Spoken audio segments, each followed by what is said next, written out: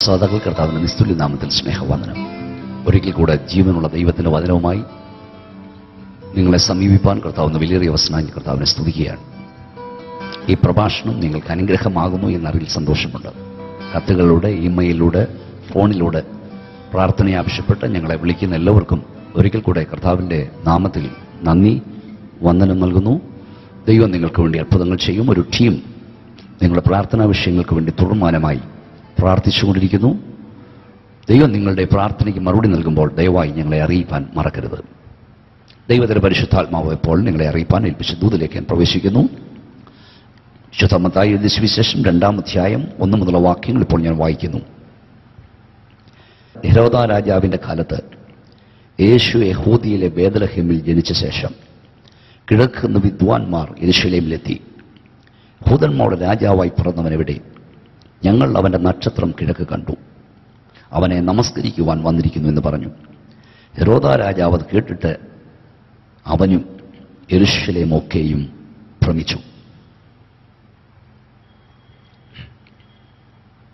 കർത്താവായ യേശു ക്രിസ്തു ഭൂമിയിലായിരുന്നപ്പോൾ യേശു കർത്താവിനെ തിരഞ്ഞു ചെന്ന, അന്വേഷിച്ചു ചെന്ന, വിവിധ ഉദ്ദേശങ്ങളോടെ യേശുവിനെ തിരഞ്ഞ 7 കൂട്ടരെ കുറിച്ച് വിശുദ്ധ ബൈബിൾ പറയുന്നുണ്ട്. ഈ അടുത്തടുത്ത എപ്പിസോഡ്സുകളിൽ, അടുത്ത ദിവസങ്ങളിൽ നമ്മളിത് തുടർമാനമായി പഠിപ്പാൻ ആഗ്രഹിക്കുകയാണ്.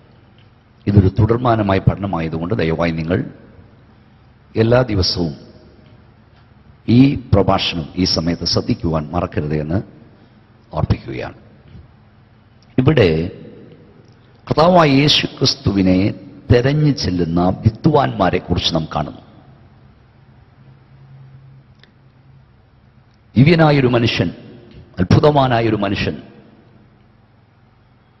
ഒരു രാജാവ് പിറക്കുമെന്ന്, അല്ലെങ്കിൽ അവന്റെ പിറവിയെക്കുറിച്ച് അത്ഭുതമായൊരു നക്ഷത്രം കണ്ട് അത് ഗണിച്ചെറിഞ്ഞ വിദ്വാൻമാർ യേശു ക്രിസ്തുവിനെ ആരാധിപ്പാൻ, നമസ്കരിക്കുവാൻ, വണങ്ങുവാൻ, അവനെ കാണുവാൻ വിദൂരതയിൽ നിന്ന് വരികയാണ്. യേശുവിനെ അന്വേഷിച്ചു വന്ന അവർ ഹെരോദാവിന്റെ വീട്ടിൽ കയറുന്നു.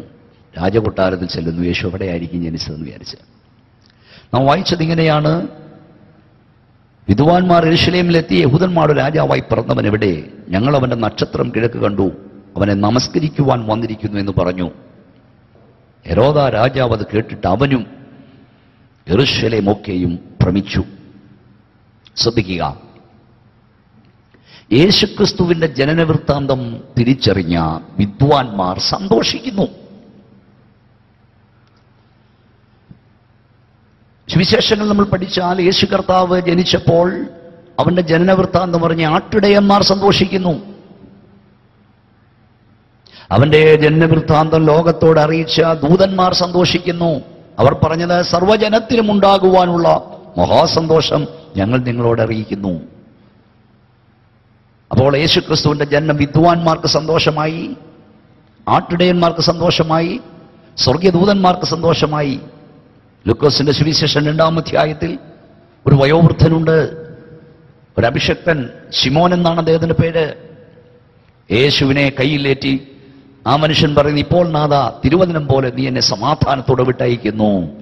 ജാതികളുടെ പ്രകാശമായി സകല ജാതികളുടെ മുമ്പിൽ നീ ഒരുക്കിയ നിന്റെ രക്ഷ എന്റെ കണ്ണ് കണ്ടല്ലോ. യേശുവിന്റെ ജനനത്തിങ്കിൽ ശിമയോൻ സന്തോഷിക്കുന്നു. യേശുക്രിസ്തുവിന്റെ ജനനം ഒരു കൂട്ടർക്ക് സന്തോഷമായിരുന്നപ്പോൾ നാം വായിച്ചത് ഹെരോദാവിനത് ഭയമായി, യെരൂശലേമിനത് ഭ്രമമായി. ഹെരോദാവ് ഭയപ്പെടുന്നു, യെരൂശലേം ഭ്രമിക്കുന്നു. ഈ പ്രഭാഷണം ശ്രമിക്കുന്ന മാന്യ സ്നേഹിത, പ്രിയ സഹോദരി സഹോദരന്മാരെ, യേശു നിന്റെ ഉള്ളിൽ ജനിക്കുമ്പോൾ, യേശു നിന്റെ ഉള്ളിൽ വരുമ്പോൾ നിനക്ക് സന്തോഷമാണ്, നിനക്ക് ആനന്ദമാണ്, നിനക്ക് പ്രത്യാശയാണ്, നിനക്ക് ഉല്ലാസമാണ്. പക്ഷെ നീ ഓർത്തുകൊള്ളാം, യേശു നിന്റെ ഉള്ളിൽ ജനിക്കുമ്പോൾ സാത്താന്യ ശക്തികൾക്കത് ഭയമാണ്, അന്ധകാര വ്യാപാരങ്ങൾക്കത് ആഹ്ലാദമാണ്. അവർ ഭീതിപ്പെടുകയാണ്, അവർ ഭയപ്പെടുകയാണ്. അതുകൊണ്ടാണ് ഒരുവന്റെ ഉള്ളിൽ യേശു ജനിക്കാതിരിപ്പാൻ സാത്താൻ എല്ലാ തന്ത്രങ്ങളും മെനയുന്നത്. യേശു ജനിച്ചത് ഒരു കൂട്ടർക്ക് സന്തോഷം, എന്നാൽ ഹെരോദാവിന് ഭയം. എന്റെ പ്രഭാഷണം കേൾക്കുന്ന മാന്യ സ്നേഹിതരോട് ഞാൻ പറയാം, ദൈവത്തിന്റെ സാന്നിധ്യം നിന്നിലേക്ക് ഇറങ്ങി വരുമ്പോൾ, നിന്റെ ഭവനത്തിലേക്ക് ഇറങ്ങി വരുമ്പോൾ നിനക്കത് ആനന്ദമാണ്, നിനക്കത് സന്തോഷമാണ്, നിനക്കത് ഉല്ലാസമാണ്, നിനക്കത് വലിയ സമാധാനമാണ്. എന്നാൽ സാത്താന്യ ശക്തികൾക്കത് ആഹ്ലാദമാണ്. അന്ധകാര വ്യാപാരങ്ങൾ അത് ഭയപ്പെടുന്നു, ദുഷ്ടശക്തികൾ അതിനെ പേടിക്കുന്നു. വിശുദ്ധ വേദപുസ്തകത്തിൽ ശമൂവേൽ എഴുതിയ 1-ാം പുസ്തകം 4-ാം അധ്യായം നമ്മൾ വായിച്ചാൽ, അതിന്റെ 5 മുതലുള്ള വാക്യങ്ങൾ വായിച്ചാൽ, യഹോവയുടെ നിയമപ്പെട്ടകം പാളയത്തിലെത്തിയപ്പോൾ ഭൂമി കുലുങ്ങത്തക്കവണ്ണം ഇസ്രായേൽ ജനമെല്ലാം ഉച്ചത്തിൽ ആർപ്പിട്ടു. ഫെലിസ്ത്യർ ആർപ്പിന്റെ ഒച്ച കേട്ടിട്ട് എബ്രായരുടെ പാളയത്തിൽ ഈ വലിയ ആർപ്പിന്റെ കാരണം എന്ത് എന്ന് അന്വേഷിച്ചു. യഹോവയുടെ പെട്ടകം പാളയത്തിൽ വന്നിരിക്കുന്നു എന്ന് ഗ്രഹിച്ചു. ദൈവം പാളയത്തിൽ വന്നിരിക്കുന്നു എന്ന് ഫെലിസ്ത്യർ പറഞ്ഞ് ഭയപ്പെട്ടു. നമുക്കയ്യോ കഷ്ടം എന്നവർ പറഞ്ഞു. യഹോവയുടെ പെട്ടകം ഇസ്രായേൽ പാളയത്തിൽ വന്നപ്പോൾ ഇസ്രായേൽ ജനം ഭൂമി കുലുങ്ങത്തക്കവണ്ണം ആർപ്പിടുന്നു. അവർ ഉല്ലസിക്കുന്നു, അവർ സന്തോഷിക്കുന്നു, എല്ലാം മറന്ന് ആനന്ദിക്കുന്നു. എന്നാൽ ഫെലിസ്ത്യർ അത് കേട്ടപ്പോൾ അവർ ഭയപ്പെടുന്നു, അവർക്ക് ഭീതി ഉണ്ടാകുന്നു. പ്രിയ സ്നേഹിത, ദൈവ സാന്നിധ്യം നിന്നിലേക്ക് ഇറങ്ങി വരുമ്പോൾ, നിന്റെ കുടുംബത്തിലേക്ക് ഇറങ്ങി വരുമ്പോൾ, നീ കർത്താവിൽ ബലപ്പെടുകയും സന്തോഷിക്കുകയും ചെയ്യുമ്പോൾ അന്ധകാര വ്യാപാരങ്ങൾക്കത് ഭയമാണെന്ന് ഓർത്തുകൊള്ളണം. ഫെലിസ്ത്യർ ഭയപ്പെട്ടു. ദൈവത്തിന്റെ പെട്ടകം ഇസ്രായേലിന്റെ നടുവിൽ ഇറങ്ങി വന്നു. പക്ഷേ വ്യവസ്ഥ പ്രകാരമല്ലാത്ത ഒരാർപ്പിടിലായതുകൊണ്ട് അതിലവർക്ക് ജയം കിട്ടിയില്ല. തുടർന്ന് നമ്മൾ വായിക്കുന്നത്, യഹോവയുടെ പെട്ടകം പിടിക്കപ്പെടുന്നു. ഫെലിസ്ത്യരുടെ ദേശത്തേക്ക് ആ പെട്ടകം കൊണ്ടുപോയി. 5-ാം അധ്യായം 1-ാം വാക്യം നോക്കിയാൽ, ഫെലിസ്ത്യർ ദൈവത്തിന്റെ പെട്ടകമെടുത്ത് അതിനെ എബനേസറിൽ നിന്ന് അസ്തോത്തിലേക്ക് കൊണ്ടുപോയി. ഫെലിസ്ത്യർ ദൈവത്തിന്റെ പെട്ടകമെടുത്ത് ദാഹോന്റെ ക്ഷേത്രത്തിൽ കൊണ്ടുവച്ചു, ദാഹോന്റെ അരികെ വെച്ചു. പിറ്റേന്നാൾ രാവിലെ അസ്തോത്യർ എഴുന്നേറ്റപ്പോൾ ദാഹോൻ യഹോവയുടെ പെട്ടകത്തിന് മുമ്പിൽ കവിണ്ണ് വീണ് കിടക്കുന്നത് കണ്ടു. അവർ ദാഹോനെ എടുത്തു വീണ്ടും അവന്റെ സ്ഥാനത്ത് നിർത്തി. പിറ്റേന്നാൾ രാവിലെ അവൻ എഴുന്നേറ്റപ്പോൾ ദാഹോൻ യഹോവയുടെ പെട്ടകത്തിന് മുമ്പിൽ കവിണ്ണ് വീണ് കിടക്കുന്നത് കണ്ടു. ഇസ്രായേൽ മക്കൾക്ക് ആനന്ദം നൽകിയ, ഉല്ലാസം നൽകിയ, ആർപ്പ് നൽകിയ യഹോവയുടെ പെട്ടകം ദാഹോന്റെ ക്ഷേത്രത്തിൽ കൊണ്ടുവച്ചപ്പോൾ ദാഹോൻ അവന്റെ മുമ്പിൽ കവിണ്ണ് വീണു. തുടർന്ന് ഫെലിസ്ത്യർ യഹോവയുടെ പെട്ടകമെടുത്ത് പല സ്ഥലങ്ങളിൽ കൊണ്ടുപോയതായി കാണാം. അസ്തോത്ത്, ഗത്ത്, എക്രോൻ പട്ടണങ്ങളിലേക്ക് അവർ കൊണ്ടുപോയി, മാറി മാറി മാറി കൊണ്ടുപോയി. പക്ഷേ അവിടെയെല്ലാം വിശുദ്ധ ബൈബിൾ എഴുതിയിരിക്കുന്നു, ദൈവത്തിന്റെ കരം അവർക്ക് ഭാരമായി. ദൈവത്തിന്റെ കരം ഭാരമായി. 6-ാം അധ്യായം 20-ാം വാക്യത്തിൽ അവർ ചോദിക്കുന്നു, ഈ പരിശുദ്ധ ദൈവമായ യഹോവയുടെ മുമ്പാകിൽ നിൽക്കുവാൻ ആർക്ക് കഴിയും? അവർ ഭയപ്പെട്ടു. അവസാനം അവർ ആ പെട്ടകം ഇസ്രായേലിലേക്ക് തന്നെ മടക്കി അയക്കുന്നു. 7-ാം അധ്യായത്തിൽ ഏരി നിവാസികൾ വന്ന് യഹോവയുടെ പെട്ടകമെടുത്ത് കുന്നിന്മേൽ അബീനാദാമിന്റെ വീട്ടിൽ കൊണ്ടുപോയി. അവന്റെ മകനായ എലയാസറിനെ യഹോവയുടെ പെട്ടകം സൂക്ഷിക്കേണ്ടതിന് ശുദ്ധീകരിച്ചു. പെട്ടകം കിര്യത്ത് യയാരമിൽ 20 സംവത്സരം ഇരുന്നു. 20 സംവത്സരം അവിടെ ഇരുന്നു. ഈ പെട്ടകം ഏറ്റെടുക്കാൻ ആളില്ലാതെ 20 സംവത്സരം അവിടെ ഇരുന്നു. ശമൂവേൽ എഴുതിയ 2-ാം പുസ്തകം 6-ാം അധ്യായം 1-ാം വാക്യം തുടങ്ങുന്നത്, അനന്തരം ദാവീദ് ഇസ്രായേലിൽ സകല ബിരുദന്മാരുമായി 30,000 പേരെ കൂട്ടിവരുത്തി കിരൂബയുടെ മീതെ അധിവസിക്കുന്നവനായ സൈന്യങ്ങളുടെ യഹോവ എന്ന നാമത്തിൽ വിളിക്കപ്പെട്ടിരിക്കുന്ന ദൈവത്തിന്റെ പെട്ടകം ബാലയഹൂദയിൽ നിന്ന് കൊണ്ടുവരേണ്ടതിന് ദാവീദും കൂടെയുള്ള സകലവടേക്ക് പുറപ്പെട്ടു. പെട്ടകമെടുക്കാൻ ദാവീദ് പോകുക കുറച്ച് ബിരുദന്മാരുമായി. ആ പെട്ടകം വരുമ്പോൾ തപ്പ്, തമ്പുരു, കൈത്താളമെല്ലാം ഒന്നിച്ചു ചേർന്നവർ അവിടെ നിന്ന് നൃത്തം ചെയ്യുന്നതായി കാണാം. അങ്ങനെ ഈ പെട്ടകം ഒരു കാളവണ്ടിയിൽ കയറ്റി യെരൂശലേമിലേക്ക് ദാവീദ് കൊണ്ടുവരികയാണ്. നാഥാന്റെ നാം വായിക്കുന്ന എങ്ങനെയാണ്? 6-ാം അധ്യായം അതിന്റെ 6-ാം വാക്യം, നാഹോന്റെ കളത്തിങ്കലെത്തിയപ്പോൾ കാള വിരണ്ടതുകൊണ്ട് ഉസ്സ കൈനീട്ടി ദൈവത്തിന്റെ പെട്ടകം പിടിച്ചു. അപ്പോൾ യഹോവയുടെ കോപം ഉസ്സയുടെ നേരെ ജ്വലിച്ചു. അവന്റെ അവിവേകം നിമിത്തം ദൈവം അവിടെ വച്ച് അവനെ സംഗ്രഹിച്ചു, അവനെ കൊന്നുകളഞ്ഞു. ഹാർട്ട് അറ്റാക്ക് വന്ന് മരിക്കുന്ന പോലെ അവൻ മരിച്ചുപോയി. യഹോവ ഉസ്സയെ ഛേദിച്ചിട്ട് ഛേദം നിമിത്തം ദാവീദിന് വ്യസനമായി. അവൻ ആ സ്ഥലത്തിന് പേരസ്ഉസ എന്ന് പേർ വിളിച്ചു. പേരസ്ഉസ. അന്ന് ദാവീദ് യഹോവയെ ഭയപ്പെട്ടുപോയി. ഭയപ്പെട്ടു. കാളവണ്ടിയുടെ പുറത്ത് കയറ്റി പെട്ടകം കൊണ്ടുവന്നപ്പോൾ കാള വിരണ്ടതുകൊണ്ട്, ആർപ്പിന്റെ ബഹളം കേട്ട് കാള വിരണ്ടതുകൊണ്ട് പെട്ടകം ചരിഞ്ഞു. പെട്ടകത്തെ പിടിച്ച് നേരെ നിൽക്കാൻ മൂസ എന്ന മനുഷ്യൻ കൈനീട്ടിയതാണ്. അവനെ ദൈവം ഛേദിച്ചു കളഞ്ഞു. അപ്പോൾ പെട്ടകത്തെ രക്ഷിക്കാനാണെങ്കിലും അശുദ്ധിയുള്ളവൻ, വിശുദ്ധിയില്ലാത്തവൻ, പ്രമാണം സൂക്ഷിക്കാത്തവൻ കൈനീട്ടിയപ്പോൾ ദൈവത്തിന്റെ കോപം ജ്വലിച്ചു. അങ്ങനെ ദാവീദും ഭയപ്പെട്ടു. തുടർന്ന് നമ്മൾ വായിക്കുന്ന 10-ാം വാക്യം ഇങ്ങനെ: യഹോവയുടെ പെട്ടകം ദാവീദിന്റെ നഗരത്തിൽ തന്റെ അടുക്കൽ വരുത്തുവാൻ മനസ്സില്ലാതെ ദാവീദിനെ ഹിത്യനായ ഓബേദ് ഏദോമിന്റെ വീട്ടിൽ കൊണ്ടുപോയി വെച്ചു. അപ്പൊ നാം ശ്രദ്ധിക്കണം, കൊണ്ടുപോയി വെച്ചു എന്ന് പറഞ്ഞാൽ ഓബേദ് ഏദോം സ്വീകരിച്ചുകൊണ്ട് പോയതല്ല, കൊണ്ടുപോയി വെച്ചു. ദാവീദ് രാജാവാണ്, രാജാവ് ഓർഡറാണ്, രാജകൽപ്പനയാണ്. മനസ്സോടെ ആയിരിക്കത്തില്ല ഓബേദ് ഏദോം ഇത് സ്വീകരിച്ചത്. രാജാവ് പറഞ്ഞതുകൊണ്ട് കൊണ്ടുവച്ചോളാനെന്ന് അനുവദിച്ചതാണ്. ആ പെട്ടകം നിർബന്ധത്താൽ അവിടെ കൊണ്ടുവച്ചു. പക്ഷെ അവൻ വിശുദ്ധീകരിച്ചു തന്നെ. അടുത്ത വാക്യം: ഓബേദ് ഏദോമിന്റെ വീട്ടിൽ കൊണ്ടുപോയി വെച്ചു. യഹോവയുടെ പെട്ടകം ഗിത്യനായ ഓബേദോമിന്റെ വീട്ടിൽ 3 മാസം ഇരുന്നു. യഹോവ ഓബേദ് ഏദോമിനെയും അവന്റെ കുടുംബത്തെ ഒക്കെയും അനുഗ്രഹിച്ചു. പ്രിയപ്പെട്ടവരെ ശ്രദ്ധിക്കുക, ഓബേദോം ഈ പെട്ടകം വീട്ടിൽ കൊണ്ടുവച്ചത് മനസ്സോടെയാണെന്ന് ഞാൻ വിശ്വസിക്കുന്നില്ല. നിർബന്ധത്താലാണ്. വേറെങ്ങും വെക്കാൻ കഴിയാത്തതുകൊണ്ട്, ആർക്കും തൊടാൻ വേണ്ടി, തൊട്ടാൽ കരണ്ടടിക്കുന്ന പോലെ താഴെ വീഴും, അത്തരം ഭീതി ഫിലിസ്ത്യ ദേശത്ത് ഭീതി വിധിച്ചു. ഈ ഭീതി വിതച്ച പെട്ടകം, പ്രൈസ് ദി ലോർഡ്, ഈ ദൈവത്തിന്റെ ദാസനായ ഓബേദ് ഏദോമിന്റെ വീട്ടിൽ കൊണ്ടുവച്ചു കഴിഞ്ഞപ്പോൾ നാം വായിച്ചത് ഓബേദ് ഏദോമിനെയും അവനുള്ള സകലത്തെയും ദൈവം അനുഗ്രഹിച്ചു. അവന്റെ തലമുറയെ ദൈവം അനുഗ്രഹിച്ചു. അവന്റെ കുടുംബത്തെ ദൈവം അനുഗ്രഹിച്ചു. അവനുള്ളതിനെ എല്ലാം ദൈവം അനുഗ്രഹിച്ചു. അടുത്ത പദം: ദൈവത്തിന്റെ പെട്ടകം നിമിത്തം യഹോവ ഓബേദ് ഏദോമിന്റെ കുടുംബത്തെയും അവനുള്ള സകലത്തെയും അനുഗ്രഹിച്ചു എന്ന് ദാവീദ് അറിഞ്ഞപ്പോൾ, ദാവീദിന് അറിവ് കിട്ടിയപ്പോൾ ദാവീദ് പുറപ്പെട്ടു. ദൈവത്തിന്റെ പെട്ടകം ഓബേദ് ഏദോമിന്റെ വീട്ടിൽ നിന്ന് ദാവീദിന്റെ നഗരത്തിലേക്ക് സന്തോഷത്തോട് കൊണ്ടുവന്നു. ശ്രദ്ധിക്കണം, ഈ പെട്ടകം ചിലടത്തൊക്കെ നാശം വിതച്ചപ്പോൾ, പ്രമാണം അനുസരിക്കാതെ, വിശുദ്ധി സൂക്ഷിക്കാതെ, ദൈവകൽപ്പന അനുസരിക്കാതെ, വിശുദ്ധിയില്ലാതെ ഈ പെട്ടകമേറ്റുവാങ്ങിയവൻ ശിക്ഷയേറ്റുവാങ്ങിയപ്പോൾ, ശാപമേറ്റുവാങ്ങിയപ്പോൾ, ഛേദമേറ്റുവാങ്ങിയപ്പോൾ, തകർച്ചയേറ്റുവാങ്ങിയപ്പോൾ, മരണമേറ്റുവാങ്ങിയപ്പോൾ, വിശുദ്ധീകരിക്കപ്പെട്ട പ്രമാണപ്രകാരം വിശുദ്ധിയോട് വെടിപ്പോട് ഈ പെട്ടകം സ്വീകരിച്ച ഓബേദ് ഏദോമിനെയും അവന്റെ കുടുംബത്തെയും അവനുള്ള സകലത്തെയും ദൈവം അനുഗ്രഹിച്ചു. സ്നേഹിത, പ്രമാണപ്രകാരം ദൈവത്തെ സേവിച്ചാൽ നീ താഴ്ചയിലെ ഉയർച്ച പ്രാപിക്കും. Praise the Lord. ദൈവം നിന്നെ കൈവിടില്ല, നിന്റെ കുടുംബത്തെ കൈവിടില്ല, നിന്റെ തലമുറയെ കൈവിടില്ല. ഓബേദ് ഏദോമിനെ, അവന്റെ കുടുംബത്തെ ദൈവം അനുഗ്രഹിക്കുന്നു എന്ന് ദാവീദ് കേട്ടപ്പോൾ ദാവീദിന് തോന്നി, ഈ പെട്ടകം എടുക്കണം, എന്റെ നാട്ടിൽ കൊണ്ടുവരണം, എന്റെ വീട്ടിൽ കൊണ്ടുവരണം. ദൈവമക്കളോട് ദൂതുണ്ടിനകത്ത് വരാൻ ശ്രദ്ധിക്കുന്ന സ്നേഹിതരെ, 10 വർഷമോ 20 വർഷമോ 30 വർഷമോ ഒക്കെയായി നിങ്ങൾ ഈ പുസ്തകം എടുത്തിരിക്കാം. നിങ്ങൾ ദൈവത്തെ സേവിപ്പാൻ ഇറങ്ങിയിരിക്കാം. നിങ്ങൾ പ്രാർത്ഥിക്കുന്നുണ്ടായിരിക്കാം. നിങ്ങൾ ഒത്തിരി സുവിശേഷ വിലയ്ക്ക് കൊടുക്കുന്നുണ്ടെന്ന് സ്വോത്രകാഴ്ച ഇടുന്നുണ്ടൊക്കെ പറയുന്നുണ്ടായിരിക്കാം. പക്ഷെ ഈ പെട്ടകം നിങ്ങളുടെ വീട്ടിൽ വന്നതുകൊണ്ട് നിങ്ങൾക്ക് എന്താണ് മാറ്റമുണ്ടായത്? നിങ്ങൾക്കൊരു അനുഗ്രഹമുണ്ടോ?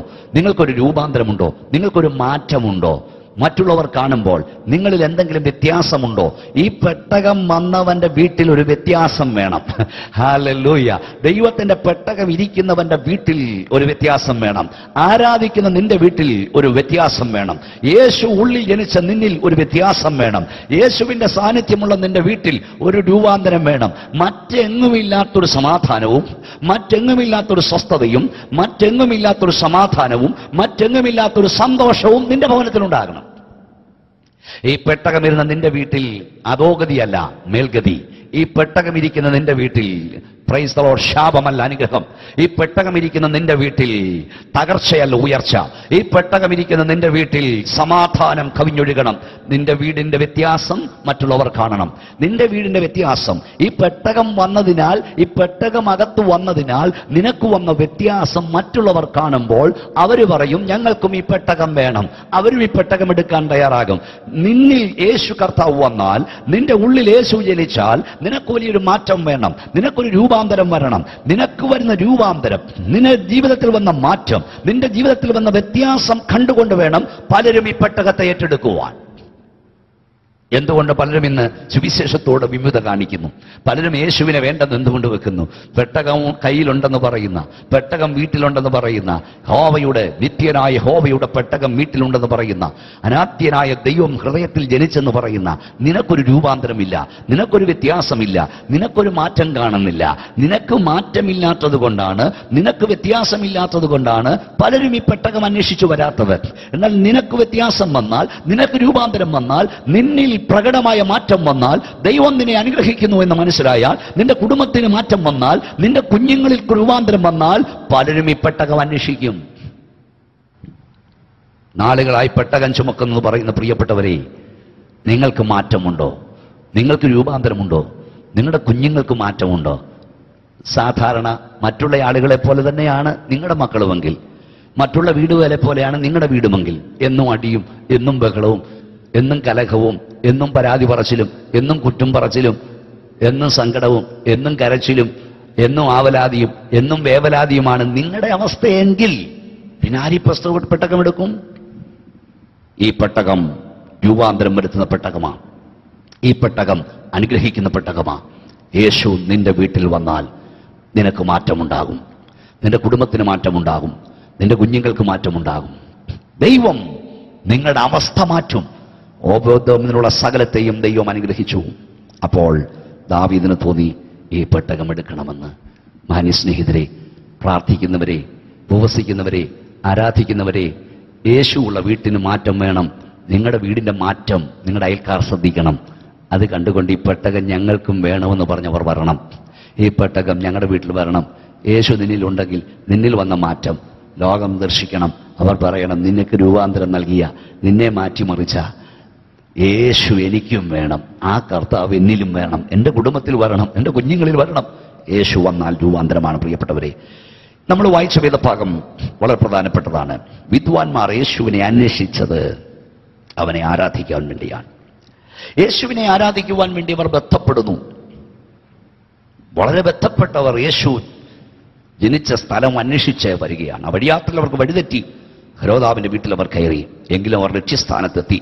മത്തായി സുവിശേഷം 2-ാം അധ്യായം 10 മുതലുള്ള വാക്യങ്ങൾ ഞാൻ വായിച്ചു കേൾപ്പിക്കുന്നു. മത്തായി സുവിശേഷം 2-ാം അധ്യായം 10 മുതലുള്ള വാക്യങ്ങൾ. നക്ഷത്രം കണ്ടതുകൊണ്ടവർ അത്യന്തം സന്തോഷിച്ചു. ശ്രദ്ധിക്കുക, വീട്ടിൽ ചെന്ന് ശിശുവിനെ അമ്മയായ മറിയോടുകൂടെ കണ്ടു. വീണവനെ നമസ്കരിച്ചു. നിക്ഷേപപാത്രങ്ങളെ തുറന്ന് അവനെ പൊന്ന്, കുന്തിരിക്ക്, മൂര് എന്നിവ കാഴ്ചവെച്ചു. യേശു ക്രിസ്തുവിന്റെ അരികിലെത്തിയ, ശിശുവായ യേശുവിന്റെ അരികിലെത്തിയ വിദ്വാൻമാർ വീണ് അവരെ നമസ്കരിച്ചു എന്നല്ല എഴുതിയിരിക്കുന്നത്, അവനെ നമസ്കരിച്ചു. വീണ് അല്ലെങ്കിൽ നിക്ഷേപപാത്രങ്ങളെ തുറന്ന് അവർക്ക് കാഴ്ചവെച്ചെന്നല്ല, അവന് കാഴ്ചവെച്ചു. Worship is the worship. ആരാധന എന്ന് പറഞ്ഞാൽ യോഗ്യനായവനെ ആരാധിക്കുകയാണ്. പരിശുദ്ധാത്മാവിനോടൊപ്പം തെറ്റുപറ്റില്ല. യേശുക്രിസ്തുവിന്റെ അമ്മ മറിയ, യോസഫ് അവരോടുകൂടെ യേശുവിനെ കണ്ടു. പക്ഷെ വിദ്വാൻമാർ അവനെ നമസ്കരിച്ചെന്നല്ല, അവനെ നമസ്കരിച്ചു. അവർക്ക് കാഴ്ചവെച്ചെന്നല്ല ബൈബിൾ പറയുന്നത്, അവന് കാഴ്ചവെച്ചു. ആരാധന ദൈവത്തിന് മാത്രമേ കൊടുക്കാവുള്ളൂ. ആരാധനയ്ക്ക് യോഗ്യനായവനെ കൊടുക്കാവുള്ളൂ. യോഗ്യനായവനെ മാത്രമേ ആരാധിക്കാവുള്ളൂ. ഇത് സംബന്ധിച്ച് മറ്റൊരു എപ്പിസോഡിൽ ദൈവത്തിന് വചനം ഞാൻ നിങ്ങളുമായി സംസാരിക്കാൻ ആഗ്രഹിക്കുകയാണ്. പക്ഷേ നമ്മൾ ചിന്തിക്കേണ്ടത് 65-ാം സങ്കീർത്തനം 1-ാം വാക്യത്തിൽ ദാവീദ് പറഞ്ഞു, ദൈവമേ, സിയോനിൽ സ്തുതി നിനക്ക് യോഗ്യം, നിനക്ക് തന്നെ നേർച്ച കഴിക്കുന്നു. പ്രാർത്ഥന കേൾക്കുന്നതിനായുള്ളവേ, സകല ജഡവും നിന്റെ അടുക്കലേക്ക് വരുന്നു. നീയോ ഞങ്ങളുടെ അതിക്രമങ്ങൾക്ക് പരിഹാരം വരുത്തും. ആ പദം ശ്രദ്ധിക്കണമേ. ദൈവമേ, സിയോനിൽ സ്തുതി നിനക്ക് യോഗ്യം. ആരാധനയ്ക്ക് യോഗ്യൻ ദൈവമാണ്. ദൈവത്തെ മാത്രമേ ആരാധിക്കാവുള്ളൂ. പിശാച് സകല മഹത്വവും ദൈവം തമ്പുരാനെ കാണിച്ച് നമ്മുടെ കർത്താവിനെ പരീക്ഷിപ്പാൻ എത്തുന്ന സാത്താൻ സകല മഹത്വവും കാണിച്ചു പറഞ്ഞു, നീ വീണ് എന്നെ ഒന്ന് നമസ്കരിച്ചാൽ ഇത് മുഴുവൻ തരാം. പക്ഷേ യേശു കർത്താവ് പറഞ്ഞു, സാത്താനെ എന്നെ വിട്ടുപോ, നിന്റെ ദൈവമായ കർത്താവിനെ നമസ്കരിച്ച് അവനെ മാത്രമേ ആരാധിക്കാവൂ, അവനെ മാത്രമേ ആരാധിക്കാവൂ, അവനെ മാത്രമേ ആരാധിക്കാവുള്ളൂ. പ്രഭാഷണം കേൾക്കുന്ന പ്രിയ സുഹൃത്തുക്കളെ, കാണുന്ന എല്ലാവരോടും കരയാൻ വേദപുസ്തക വ്യവസ്ഥയില്ല. കാണുന്നിടത്തെല്ലാം നേർച്ചയിടാൻ വേദപുസ്തക വ്യവസ്ഥയില്ല.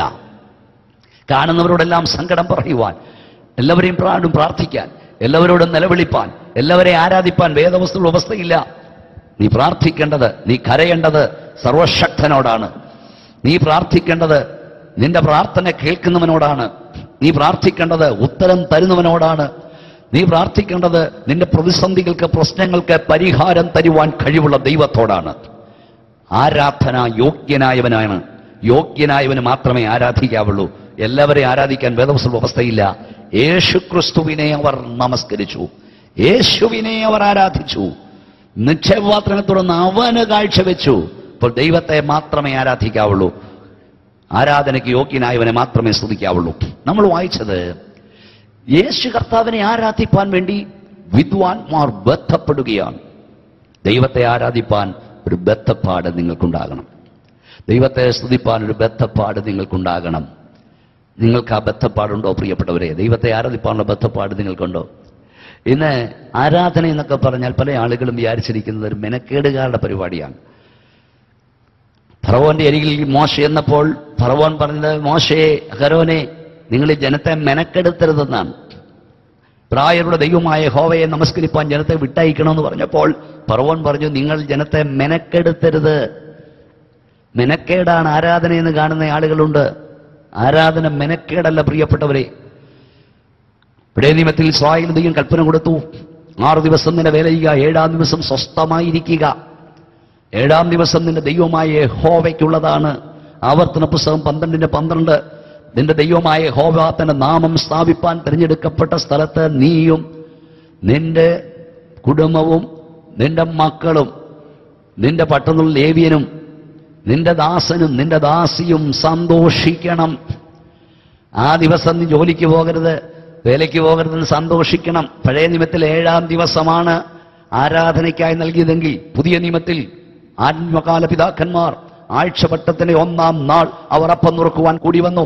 ആഴ്ചവട്ടത്തിന്റെ 1-ാം നാളിൽ അവർ ദൈവത്തെ ആരാധിപ്പാൻ തീരുമാനിച്ചു.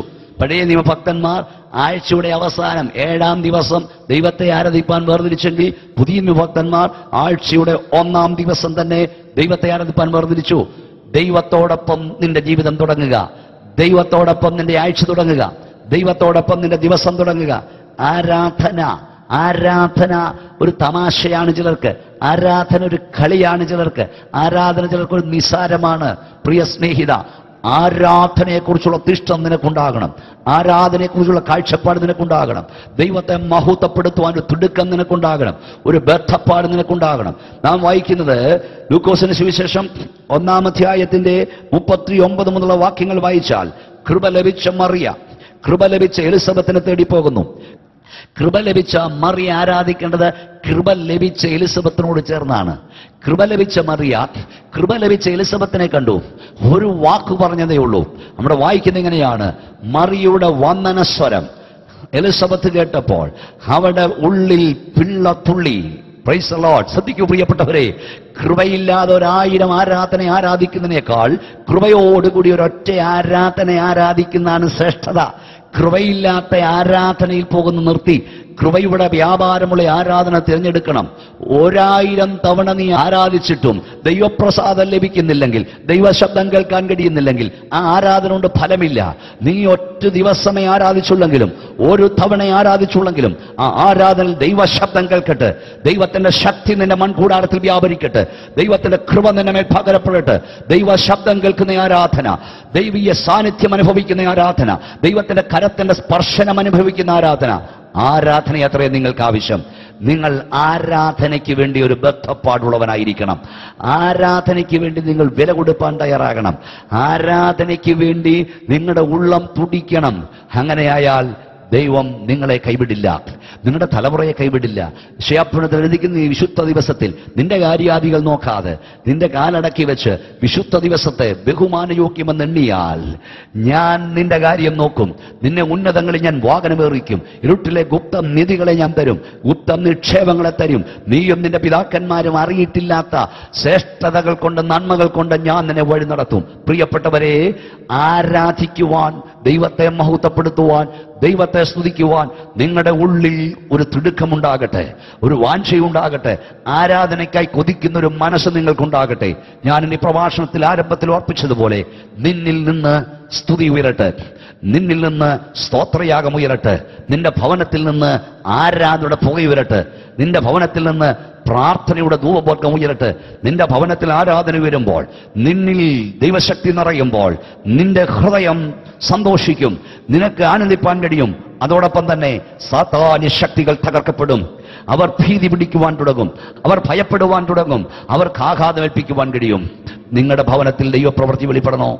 നീയും നിന്റെ പ്രിയപ്പെട്ടവളും നിന്റെ കുഞ്ഞുങ്ങളും മുട്ടിന്മേൽ നിന്ന് ദൈവത്തെ ആരാധിക്ക്. യേശു നിന്റെ ഹൃദയത്തിൽ ആദ്യം ജനിക്കട്ടെ. യേശു നിന്റെ ഭവനത്തിൽ വരട്ടെ. യേശു നിന്റെ കുടുംബത്തിലുണ്ടെങ്കിൽ, യേശുവിന്റെ സാന്നിധ്യം നിന്റെ വീട്ടിലുണ്ടെങ്കിൽ നിന്റെ ചുറ്റുപാടുള്ള അന്ധകാര വ്യാപാരങ്ങൾ ഭയപ്പെടും. ബൈബിൾ പറയുന്നു, ഒരു ബാധയും നിന്റെ കൂടാരത്തിൽ അടുക്കയില്ല.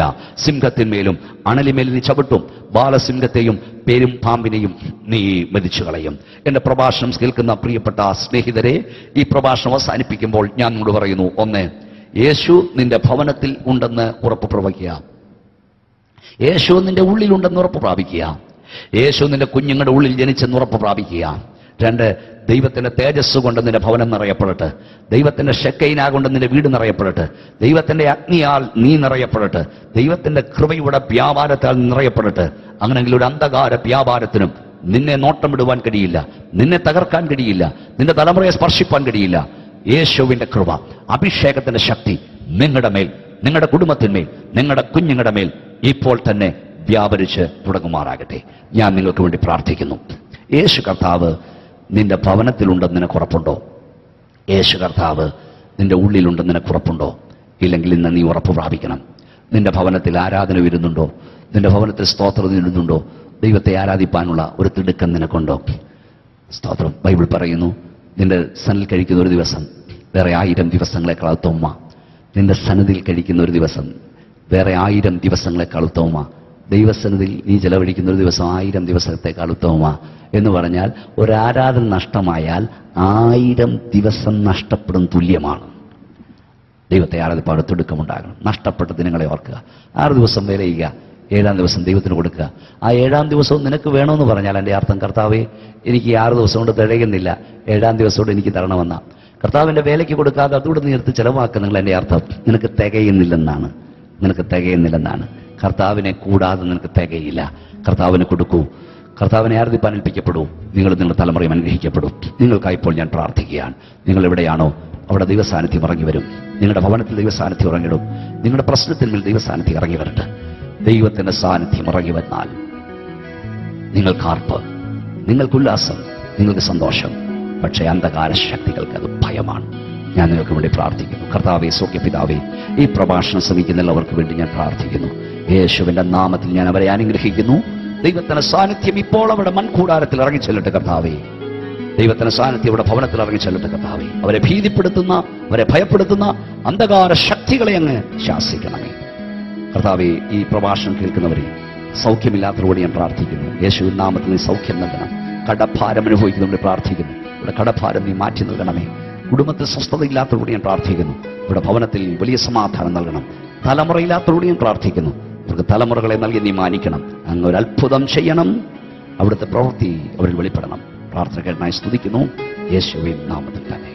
ആമേൻ. ദൈവം നിങ്ങളെല്ലാവരെയും അനുഗ്രഹിക്കട്ടെ.